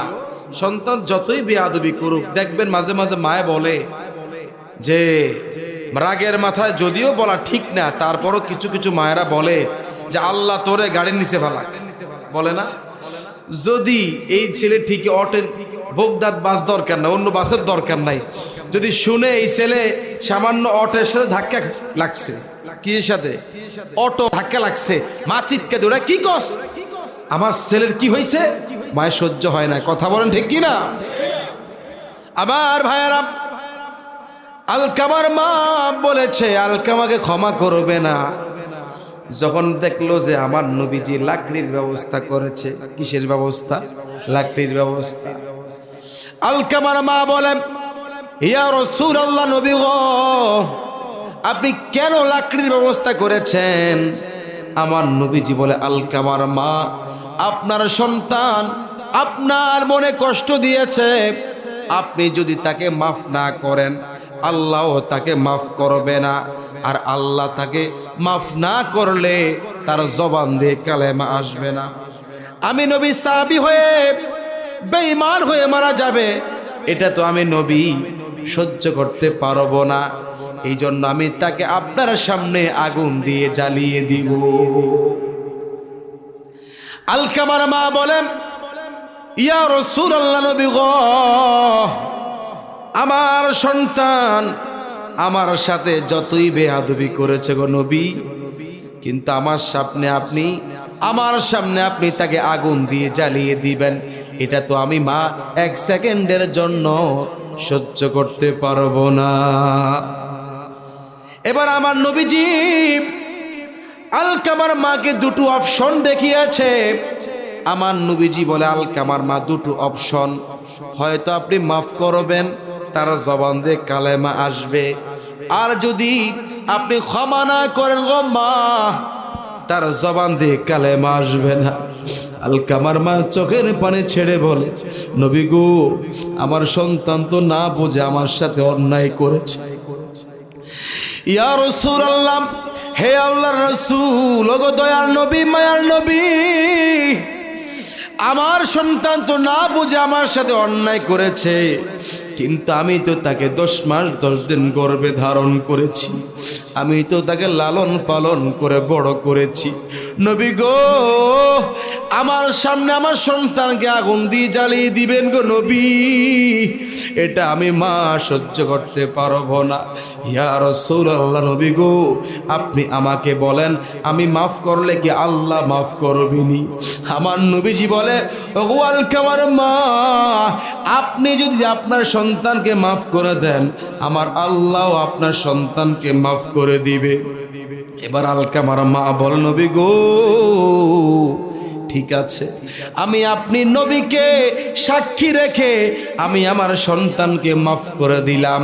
ও আমার বাবারা, কিতাব প্রমাণ করে, ইতিহাস প্রমাণ করে, যেই মাত্র আলকামার মা আলকামাকে ক্ষমা করেছে, সাথে সাথে আলকামার জবান দিয়ে কালেমা ফুটে উঠল, লা ইলাহা ইল্লাল্লাহু মুহাম্মাদুর রাসূলুল্লাহ সাল্লাল্লাহু আলাইহি ওয়াসাল্লাম। আমার ভাইয়েরা, আলকামার জবান দিয়ে কালেমা আসতেছিল না। কেন? তার মা তাকে মাফ করে নাই। যখনই মা মাফ করেছে সাথে সাথে জবান দিয়ে ঈমানের বাক্য কালেমা চলে এসেছে। আল্লাহু আকবার বলে। এজন্য আমার যুবক ভাইয়েরা, মাকে ধমক দিয়ে কথা বললেন না। যুবকেরা, মাকে ধমক দিয়ে কথা বললেন না। আপনার তো সন্তান হয়েছে, একটু চিন্তা করেন না আপনি আপনার সন্তানকে কত ভালোবাসেন। আপনি আপনার সন্তানকে যতটা ভালোবাসেন আপনার মা তো বাবা তো আপনাকে তেমনই ভালোবেসেছে, ঠিক না বলেন? আচ্ছা বাবা, যারা মাকে ধমক দিয়ে কথা বলে, যারা মায়ের সাথে বেয়াদবি করে, তারা যদি একটু চিন্তা করে যে আমার তো সন্তান আছে, আমি আমার সন্তানকে কত ভালোবাসি, তা আমি আমার সন্তানকে যে এত ভালোবাসি, আমার আব্বা আম্মা তো আমাকে ভালোবাসে, ঠিক না কথা? আমার মায়ের কথা বলি, আপনাদের মায়ের খবর তো আপনারা জানেন, আমি আমার মায়ের খবর জানি। আমি আমার মায়ের কথা বলি, আমার মা বলে, বাবা যতই মনে কষ্ট থাকুক, তোমরা আমার সন্তান, তোমাদেরকে দেখলে আমার মনটা শান্ত হয়ে যায়। সুবহানাল্লাহ বলে। আজকে আমার আম্মা আমাকে বলতেছে যে বাবা আমার একটা চেয়ার দরকার। কি দরকার? বসার চেয়ার। আমি আমার মেজো ভাই, তার নাম হলো মুফাজ্জল হোসেন, ওরে নগদ টাকা দিয়ে বলছে আজকে তুমি চেয়ার নিয়ে আসবে। মারহাবা বলেন। আসরের আগে দেখলাম যে আমার ছোট ভাইটা আমার আম্মার জন্য চেয়ার নিয়ে গেছে। তো মা খুশি তো কে খুশি? হৃদর রব্বি ফি হৃদল ওয়ালিদাইন, পিতামাতা যার প্রতি খুশি আল্লাহ তার প্রতি খুশি। আবার আমার আব্বা কয় আমারে কি দিবা? ওই আমার এক কাকা আছে এখানে, আমার এলাকার মানুষ, উনি জানে আমার আব্বা আমাদের খুব, আমরা বাবার সাথে খুব হাসি খুশি চলি আব্বা আম্মার সাথে। আমার আব্বাকে, বাবা আমারে তুমি কি দিবা? আমার তো লুঙ্গি লাগবে। কি লাগবে? লুঙ্গি লাগবে। আমি আব্বা কত টাকা দামেরটা পড়বেন? 1000 টাকা দাও। নগদে 1000 টাকা দিয়ে দিছি। মারহাবা বলেন। মা বাবার দোয়া লাগবে। কি লাগবে? মা বাবা যার প্রতি খুশি আল্লাহ তার প্রতি খুশি। মায়ের কেমন গুরুত্ব! আমার ভাইয়েরা, আমার নবীজি একদিন বসে আছেন, হঠাৎ করে একজন মহিলা আসলো। কে আসলো? একজন মহিলা আসলো। ওই মহিলাকে দেখে আমার নবীজি নিজের গায়ের চাদর মোবারক তাকে বিছিয়ে দিল। সুবহানাল্লাহ বলেন। সাহাবায়ে কেরাম আশ্চর্য হয়ে গেল, কিরে নবীজি নিজের চাদর মোবারক সাহাবাই একজন মহিলার জন্য বিছিয়ে দিল, মহিলাটাকে সাহাবায়ে কেরাম চিনতে পারে নাই। সাহাবায়ে কেরাম বলল, ইয়া রাসূলুল্লাহ, ইয়া হাবিবাল্লাহ, নবী গো, উনি কে মহিলা? কোন মহিলা? এত ভাগ্যবান মহিলা, আপনি নিজে তিনাকে চাদর, নিজের গায়ের চাদরটা বিছিয়ে দিলেন। আমার নবীজি সাহাবায়ে কেরামদেরকে বলল, আমার সাহাবীরা, আমি যখন মায়ের গর্ভে ছিলাম আমি আমার বাবাকে হারিয়েছি, দুনিয়াতে আসার পরে আমি আমার মাকে হারিয়েছি। যখন আমার মাও ছিল না, যিনি আমাকে দুগ্ধ পান করিয়েছে, যিনি আমাকে বুকের দুধ পান করিয়েছে, উনি হলো হযরতে হালিমাতুস সাদিয়া, ইনি হলো আমার দুধ বা হালিমা। সুবহানাল্লাহ। আমার ভাইয়েরা দেখেন, আমার নবী নিজের দুধ মাকে কত সম্মান করেছেন। এই ভাবাম এই মাসটা রজব মাস, এই মাসটা রজব মাস। এই মাসে আমার নবীজি আল্লাহর পক্ষ থেকে দাওয়াত পেয়ে আরশে আজিমে গিয়েছে। সুবহানাল্লাহ বলেন। মুসা আলাইহিস সালাতু ওয়াস সালাম আল্লাহকে বলেছে, রব্বি আরিনি, হে আমার রব, হে আমার প্রতিপালক, আপনি আমাকে সাক্ষাৎ দেন। আল্লাহ বলেছে, লান তারনি, সম্ভব নয়। সুবহানাল্লাহ বলেন না। মুসা পয়গম্বর সাক্ষাৎ চেয়েও পায় নাই, কিন্তু আমার নবী নিজের থেকে আল্লাহর কাছে যেতে চায় নাই। আর সে আজিমে আমার নবী নিজের থেকে যেতে চায় নাই। আমার আল্লাহ আমার নবীকে কত ভালোবাসে, কত মুহাব্বত করে আমার আল্লাহ নিজে আমার নবীকে দাওয়াত দিয়ে এই রজব মাসে আল্লাহর বাড়িতে আরশে আজিমে নিয়েছে। সুবহান। আমার ভাইয়েরা, যেই নবী আরশে আজিমের দুলা, যেই নবী আরশে আজিমের মেহমান, ওই নবী গায়ে চাদর মোবারক বিছিয়ে দিল। বড় আশ্চর্য না? আমার ভাইয়েরা, আমার নবী আল্লাহর নবী হয়ে, নূরের নবী হয়ে, আল্লাহর হাবিব হয়ে নিজের দুধ মায়ের জন্য নিজের চাদর বিছিয়ে দিয়েছে। কিন্তু এখন আমাদের সমাজের মধ্যে আমরা এমনটা দেখতে পাই, মা নিচে বসা, ছেলে উপরে বসা। কথা বলেন ঠিক কিনা? অনেক সময় মা বাবা সুযোগটা দিয়ে দেন, না না এই সুযোগ দেওয়া যাবে না। আপনি বাবা, আপনি মা, আপনি উপরে বসবেন, আপনার ছেলেকে নিচে বসাবেন, এটাই তো আদব। কথা বলেন ঠিক কিনা? আদব লাগবে, আদব শিখাইতে হবে। আপনি আপনার সন্তানকে নিজে আগে আদব শিখাইতে হবে। আমি এমনটাও দেখি, মা নিচে বসা, ছেলে উপরে বসা, বাবা বসে আছে, মা বসে আছে, ছেলে পা উঠে কথা বলে। এমন দৃশ্য আপনারা দেখেছেন তো? চরম বেয়াদবি। মা যদি নিচে বসে, আপনি সন্তান নিচে বসতে হবে। বাবা যদি নিচে বসে, আপনি সন্তান নিচে বসতে হবে। চকিতে বসা যাবে না, খাটে বসা যাবে না, চেয়ারে বসা যাবে না। আর যদি মা বাবা উপরে বসে, চাইলে আপনি নিচে বসতে পারেন, বা নিচে না বসতে আপনি অন্য একটা চেয়ারে বা চকিতে বসতে পারেন। কিন্তু মা বাবা নিচে বসা, আপনি এই বেয়াদবি করতে পারেন না। আপনি চকিতে বসে থাকেন, চেয়ারে বসে থাকেন। আবার এমনটাও তো দেখি, পা উঠে কথা বলেন। কথা বলেন ঠিক কিনা? চরম বেয়াদবি। মা বাবা তো সাধারণ কোনো ব্যক্তি নয়, মা বাবা তো এমন ব্যক্তি যাদের খুশিতে আল্লাহর খুশি। কথা বলেন ঠিক কিনা? মা বাবার কেমন গুরুত্ব আরেকটি হাদিস শরীফ থেকে শুনেন। আমার নবীজির কাছে একজন সাহাবী গেলেন, গিয়ে বললেন, ইয়া রাসূলুল্লাহ সাল্লাল্লাহু আলাইহি ওয়াসাল্লাম, হে আল্লাহর রাসূল, আপনি বলেন সর্বোত্তম আমল কোনটি? সর্বোত্তম আমল কোনটি? আমার নবীজি তিনটি আমলের কথা বললেন।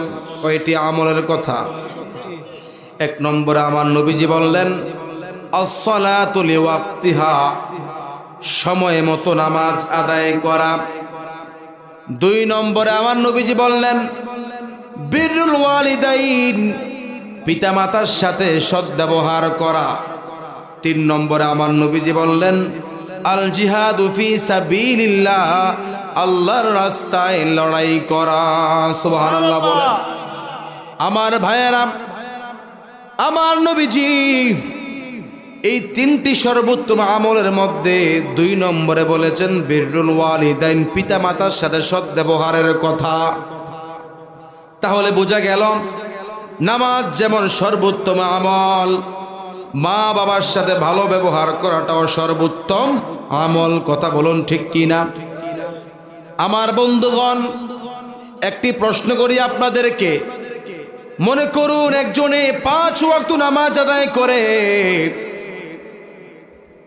আবার রমজান মাসে রোজা রাখে, প্রতি বছর হজ করে এবং যাকাত দেয়, হ্যাঁ, মসজিদে দান করে, মাদ্রাসায় দান করে।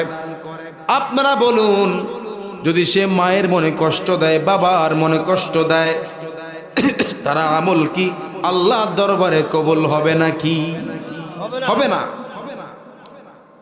এজন্য আপনি যত ইবাদতই করবেন, মা বাবার সাথে বেয়াদবি করা যাবে না। তবে আমি যারা মা বাবা আছেন, অভিভাবক আছেন, আপনাদেরকে কিছু পরামর্শ দিয়ে যাই। আমার বন্ধুগণ, এতক্ষণ পর্যন্ত বলেছি মা বাবার গুরুত্ব নিয়ে, মা বাবার সাথে সদ্ব্যবহার করা লাগবে, মা বাবার সাথে বেয়াদবি করা যাবে না। তবে সন্তান থেকে সম্মান পেতে হলে আপনাকে একটি কাজ করা লাগবে। অভিভাবক যারা আছেন, পিতামাতা যারা আছেন, যদি আপনি আপনার সন্তান থেকে সম্মান পেতে চান, আপনাকে একটি কাজ করা লাগবে। কি করা লাগবে? কাজ করা লাগবে। কি কাজ? সে কাজ হচ্ছে আপনি আপনার সন্তানকে দ্বীনি শিক্ষায় শিক্ষিত করতে হবে। দ্বীনি শিক্ষায় শিক্ষিত করতে হবে। কারণ যদি আপনার সন্তান হাফেজ হয়, আলেম হয়, আমি চ্যালেঞ্জ করে বলবো, যেই সন্তান হাফেজ, যে সন্তান আলেম, ওই সন্তান কখনোই মা বাবার সাথে বেয়াদবি করে না। কারণ যার মধ্যে দ্বীনি শিক্ষা আছে, যার মধ্যে মাদ্রাসা শিক্ষা আছে, কোরআন সুন্নাহের শিক্ষা আছে, সে জানে নামাজ যেমন ফরজ, রোজা যেমন ফরজ, হজ যেমন ফরজ, যাকাত যেমন ফরজ, মা বাবার সাথে ভালো আচরণ করাটাও ফরজ। আপনারা দেখেন, বৃদ্ধাশ্রমে যতগুলো লোক আছে, আমি চ্যালেঞ্জ করে বলবো, কোন আলেমের মা বৃদ্ধাশ্রমে নাই, কোন হাফেজের বাবা মা বৃদ্ধাশ্রমে নেই। তার কারণ হাফেজ সন্তান, আলেম সন্তান। যদি আপনার সন্তান হাফেজ হয়, আলেম হয়, সে হোক ধনী হোক গরিব, অন্তত আপনাকে মাথার তাজ বানিয়ে রাখবে। কথা বলুন ঠিক কি না? আপনার সাথে বেয়াদবি করবে না। মানুষ এখন তো আপনারা দ্বীনি শিক্ষা দিতে চান না। মাদ্রাসা কয়জনে পড়াইতে চায়? এমন অভিভাবক আছে, মাদ্রাসা চাকরি করলে কয় টাকা বেতন পাবে? বড় আজব কথা। বলেন তো রিজিক দেওয়ার মালিককে? তো উনি কি বলে? সব ওলামাই কেরাম কি একরকম ইনকাম? এমনও তো হুজুর আছে মাসে মাসে লক্ষ লক্ষ টাকা হালাল ইনকাম। হ্যাঁ, কারো আছে মাসে 40-50 হাজার, 70-80 হাজার, আবার কারো আছে সামান্য 10-12 হাজার। তো আমার কথা হচ্ছে, কারো কোনো কোনো ওলামাই কেরামদের ইনকাম বেশি, কারো ইনকাম মিডিয়াম, কারো ইনকাম কম। কিন্তু আপনার এই নেককার সন্তান, আলেম সন্তান, হাফেজ সন্তান ইনকাম কম করুক আর বেশি করুক, অন্তত আপনার মনে কষ্ট দিবে না, আপনার সাথে বেয়াদবি করবে না। অনেকে কাঁদে, বলে বাবা জমি বিক্রি করে সন্তানকে স্কুলে পড়াইছি, ডাক্তার বানিয়েছি, ইঞ্জিনিয়ার বানিয়েছি। এবার আমার ছেলে থাকে ঢাকা শহরে, কুমিল্লা শহরে, হাজীগঞ্জ বাজারে, দামি বাসায় থাকে, ভালো ভালো খায়, ভালো পোশাক পরে, কিন্তু সে যে পরিমাণ খায় আমাদেরকে সেই পরিমাণ খাবার দেয় না। কেন? কারণ আপনার সন্তানের ভিতরে কি নাই? দ্বীনি শিক্ষা নেই। সন্তান দামি বাসায়, টাইলস করা বাসা, দামি খাটের মধ্যে ঘুমায়, এই যে শীতকাল আসছে, দামি বাসায় আছে, কিন্তু মা বাবা এখনো ভাঙ্গা ঘরের মধ্যে আছে। এমন দৃষ্টান্ত আছে না নাই? কিন্তু আপনারা দেখেন তো, দেখান যে একজন আলেম, উনি দামি পরিবেশে থাকে, মা বাবা গরিব পরিবেশে থাকে, এমন দেখেছেন আপনারা? বরং যেই সন্তানটা হাফেজ আলেম, সে যেই হালতে থাকে মা বাবাকে সেই হালতেই রাখে। আমি আমার কথা বলি, আমার মা একটু ফল খাইতে পছন্দ করে। কি খাইতে? আবার বলবেন না যে আমি আমার গুণগান বারবার গাইতেছি, বোঝানোর জন্য বলতেছি। বাবা, আমার আম্মা একটু ফল খাইতে পছন্দ করে, আবার খেজুর খাইতে পছন্দ করে। আমার আম্মা আমাকে প্রায় সময় খেজুরের কথা বলে। আল্লাহকে সাক্ষী রেখে বলতেছি। কাকে? আল্লাহকে। আমি বাজারে গিয়ে বলি, ভাই যে খেজুরটা সবচেয়ে ভালো, দাম কম বেশি বুঝি না, যেটা সবচেয়ে ভালো ওইটা আমাকে দেন, আমি আমার মাকে খাওয়াবো। আলহামদুলিল্লাহ বলেন। আমার আম্মা গতকালকে বলতেছে, বাবা ভাত কম খাইতে পারে, অপারেশনের রোগী, আমার ওই কিসমিস আর একটা কি বাদাম জানি আছে, কাজু বাদাম খাইতে চায়। আমি রাত্রে আসতে কি বলে এই কিসমিস আর কাজু বাদাম নিয়ে আসছি। কেন? ওই যে আজকে সকালের কথা বললাম, মা বললো চেয়ার লাগবে, চেয়ার চলে গেছে বাড়িতে, এখন গিয়ে দেখবো। বাবাই বলছেন লুঙ্গি লাগবে, লুঙ্গির টাকা দিয়ে দিছে। কেন? আমার মধ্যে এলমি দিন আছে, কোরআন হাদিসের জ্ঞান আছে, এই জন্যই তো। কথা বলেন ঠিক কিনা? এমনও তো বাবা আছে ছেলেকে একটা কথা বারবার বলতে বলতেও তো শুনে না। মা কতবার বলে, বাবা বাবা রে ঠান্ডা লাগছে বাবা, আমার ওষুধটা আনিস বাবা, এই প্রেসক্রিপশন, শুধু দাম দেয় না, করেন ফরেন এমন ব্যস্ত আছে। কথা বলেন ঠিক কিনা? কিন্তু আল্লাহি, আমি আল্লাহকে সাক্ষী রেখে বলছি, আমার মা আমাকে যখনই বলে বাবা ওষুধ লাগবে, এটা লাগবে, সেটা লাগবে, যখন যেটার কথা বলে আমি আগে আমার মায়ের কথাটা পূরণ করি। আলহামদুলিল্লাহ বলে। কারণ আমার মধ্যে কোরআন হাদিসের জ্ঞান আছে। কিসের জ্ঞান আছে? কোরআন হাদিসের জ্ঞান আছে। এই জন্য বাবারে, দোনোটাই তো সন্তান। কিছু সন্তান কথা বলার সাথে সাথে কাজ করে, কিছু সন্তান কথা বারবার বললেও শুনতে চায় না। না, আপনারাই সিদ্ধান্ত নেন আপনাদের সন্তানকে আপনারা কি দুনিয়াবি শিক্ষা দিবেন না দ্বীনি শিক্ষা দিবেন। হ্যাঁ, জেনারেল শিক্ষারও দরকার আছে। ডাক্তার হওয়া ভালো কাজ, ইঞ্জিনিয়ার হওয়া ভালো কাজ, প্রয়োজন আছে। ডাক্তার না থাকলে আমাদের চিকিৎসা করবে কে? ইঞ্জিনিয়ার না থাকলে ব্রিজ, রাস্তা, বিল্ডিং কে বানাবে? আপনি আপনার সন্তানকে ডাক্তার বানান, ইঞ্জিনিয়ার বানান, জেনারেল শিক্ষা শিক্ষিত করেন, অসুবিধা নেই। কিন্তু অ্যাজ এ মুসলিম, একজন মুসলমান হিসেবে, আপনি বাবা হিসাবে আপনার দায়িত্ব হচ্ছে আপনার সন্তানকে দ্বীনি শিক্ষা দেওয়া। কথা বলেন ঠিক কিনা? আমার নবীজি বলছে, তলাবুল ইলমি ফারিদাতুন আলা কুল্লি মুসলিমিন ওয়া মুসলিমা। প্রত্যেক মুসলমান পুরুষ মহিলা সবার উপর কর্তব্য, ফরজ ইলমি দ্বীন অর্জন করা। এজন্য শুধু বাবা হলেই হবে না। যদি আপনি সন্তান থেকে সম্মান পেতে চান, সন্তানকে দ্বীনি শিক্ষায় শিক্ষিত করতে হবে, মাদ্রাসায় পড়াইতে হবে। কথা বলেন ঠিক কিনা?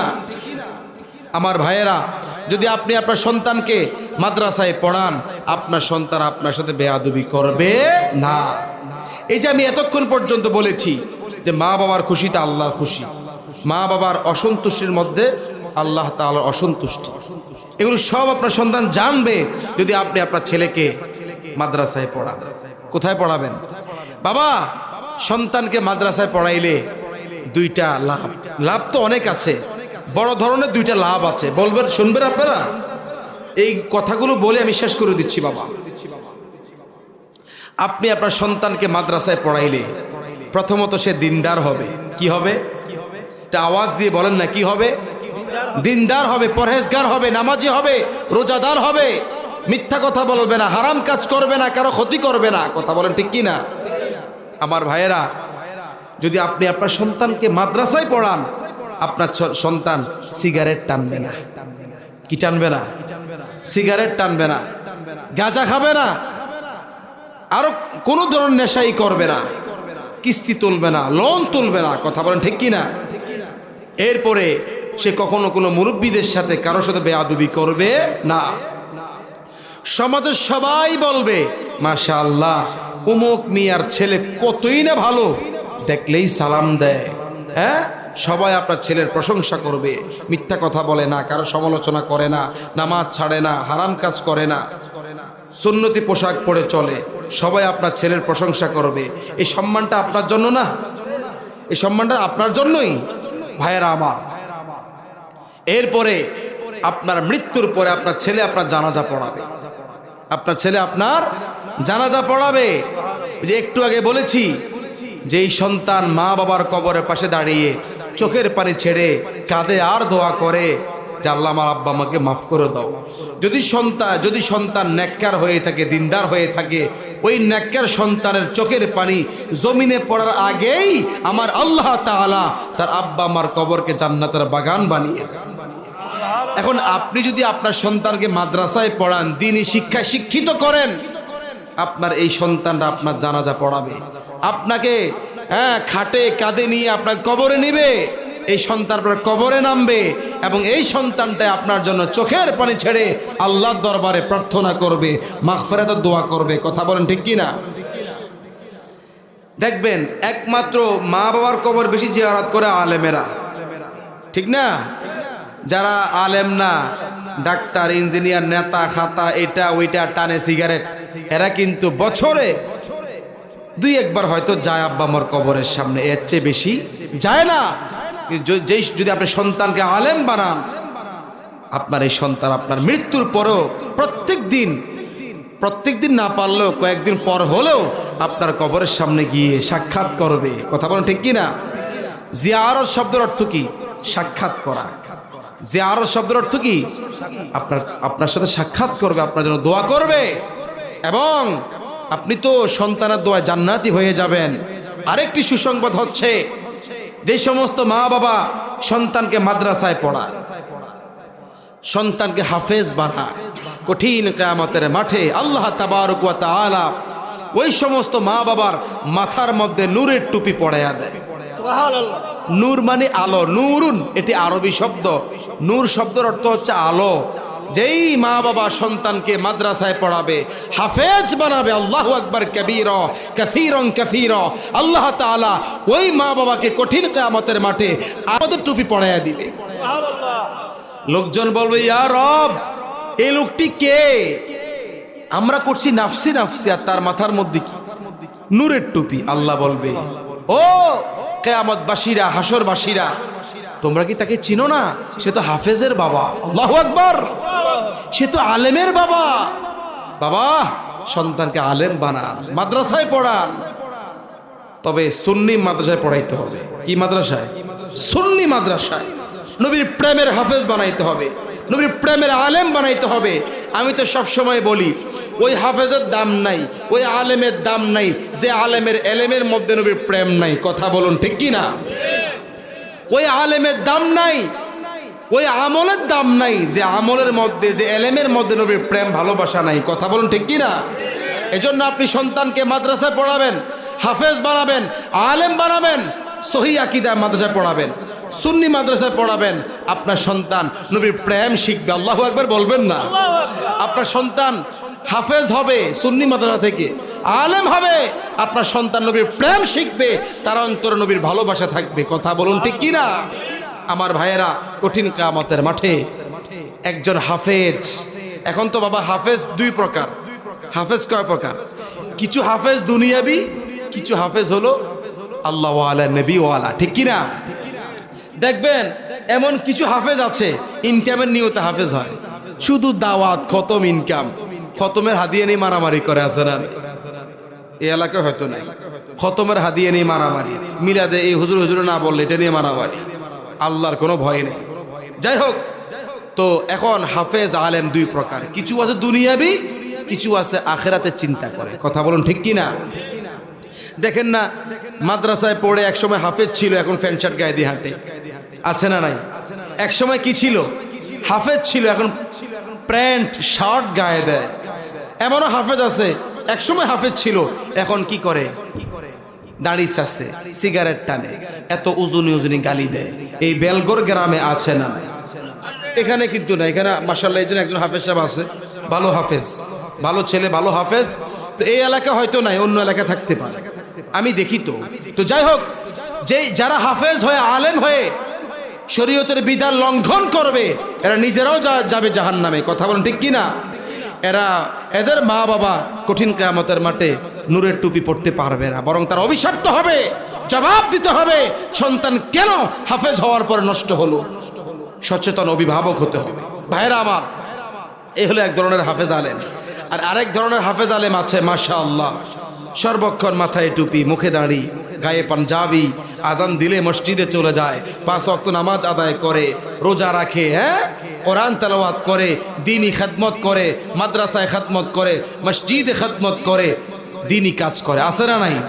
এজন্য হাফেজ দুই প্রকার, আলেম দুই প্রকার।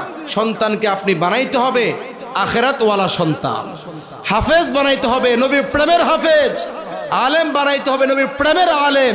যদি আপনি নবীর প্রেমের হাফেজ বানান, আলেম বানান, যদি তার অন্তর নবীর ভালোবাসা থাকে, নবীর প্রেম থাকে, মৃত্যু পর্যন্ত এই সন্তান খারাপ হবে না, লেবাস ছেড়ে দিবে না, তার লেবাস ঠিক থাকবে, আমল ঠিক থাকবে, অন্তরে থাকবে আল্লাহর ভালোবাসা, নবীর ভালোবাসা। কথা বলুন ঠিক কি না? যেই সমস্ত হাফেজরা হাফেজ হওয়ার পরে, ভালো করে বুঝেন, যেই সমস্ত হাফেজেরা হাফেজ হওয়ার পরে, আলেম হওয়ার পরে আমল করে, কোরআন হাদিসের আলোকে আমল করে, তারা নিজেরাও জান্নাতে যাবে এবং তারা তাদের মা বাবা সহ 10 জনকে সুপারিশ করে জান্নাতে নিয়ে যাবে। সুবহানাল্লাহ। হাদিস শরীফে আসছে কঠিন কিয়ামতের মাঠে মনে করেন এই 10 জন লোক জাহান্নামী। এই 10 জন লোক কি? নিঃসন্দেহে জাহান্নামী। এদের উপর জাহান্নাম ওয়াজিব হয়ে গেছে। যদি এই যে 10 জন জাহান্নামী এদের ওয়াজিব হয়ে গেছে, তারা জাহান্নামে যাবে, যদি এদের মধ্যে আত্মীয় স্বজন বা ছেলে সন্তান হাফেজ থাকে, ওই হাফেজে কোরআন, কোন হাফেজ? যে হাফেজ হওয়ার পর আমল করে। কি করে? আমল করে। নষ্ট হাফেজ না, দিনই আপনার দিনদার হাফেজ। ওই হাফেজ সাহেব কঠিন কিয়ামতের মাঠে নিজেও জান্নাতে যাবে, আর ওই যাদের উপর জাহান্নাম ওয়াজিব হয়ে গেছে এদের মতো 10 জনকে সুপারিশ করে সে জান্নাতে নিয়ে যাবে। সুবহানাল্লাহ। আবার আমার নবীজি বলছেন ওই কঠিন কিয়ামতের মাঠে হাফেজ নিবে 10 জন জান্নাতে, আর একজন আলেম। কোন আলেম? নবীর প্রেমের আলেম, নবীজির প্রেমের আলেম, আশিক রাসূল আলেম। ওই কঠিন কিয়ামতের মাঠে যে আলেম নবীর প্রেমের আলেম, নবীর মুহাব্বতের আলেম, ওই আলেম নিজেও জান্নাতে যাবে এবং সে হাজার হাজার মানুষকে সুপারিশ করে জান্নাতে পাঠিয়ে দিবে। ইয়া রাসূলুল্লাহ, ইয়া হাবিবাল্লাহ, ইয়া রাসূলুল্লাহ, ইয়া হাবিবাল্লাহ। আমার মৌত নিদান কালে আসিয়েন নবী গো আমার শিয়রে, আমার মৌত নিদান কালে আসিয়েন নবী গো আমার শিয়রে, দেখিব আপনাকে আপন নয়নে, দেখিব আপন নয়নে। ইয়া রাসূলুল্লাহ, ইয়া হাবিবাল্লাহ, ইয়া রাসূলুল্লাহ। মুনকার নাকির আসিয়া সওয়াল করবে বসাইয়া, মুনকার নাকির আসিয়া সওয়াল করবে বসাইয়া, দিয়েন গো নবীজি পর্দা উঠাইয়া, করিব সালাম কদম চুমিয়া, করিব সালাম কদম চুমিয়া। ইয়া রাসূলুল্লাহ, ইয়া হাবিবাল্লাহ, ইয়া রাসূলুল্লাহ,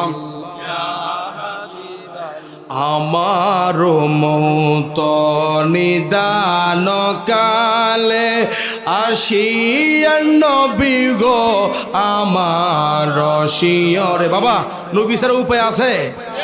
নবী ছাড়া উপায় আছে আমাদের? আমি আপন বলে আর কার ডাকিব, ও হাবিব গো আপন বলে আর কার ডাকিব? বলা যাবে তো আমার সাথে? বলেন না নবীর মোহাব্বত। আমি আপন বলে আর কার ডাকিব, ও হাবিব গো আপন বলে।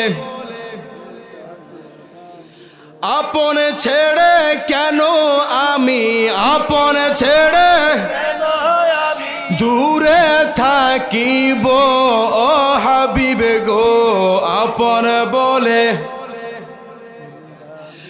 ও হাবিব গো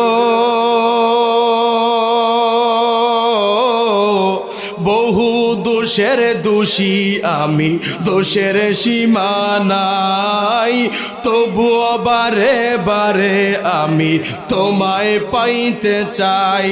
বলেন বহু দোষের আমি, দোষের সীমা নাই, তবুও বারে বারে আমি তোমায়। তুমি যদি না থাকিবে, তুমি যদি না আসিবে, কার দুয়ারে চাইব, ও হাবিবে গো আপন বলে।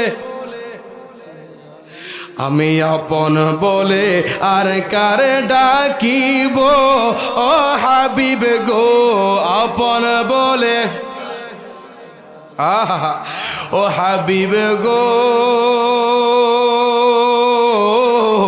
কত ভালোবাসা দিলাম এই বব সংসারে এরাই আমায় কবর দিয়ে চলে যাবে দূরে কথা বল ঠিক কিনা কত ভালোবাসা দিলাম এই বব সংসারে এরাই আমায় কবর দিয়ে চলে যাবে দূরে তুমি যদি না থাকিবে তুমি যদি কার দুয়ারে যাইব ও হাবিবে গো আপন বলে আমি আপন বলে আর কারে ডাকিব ও হাবিবে গো আপন বলে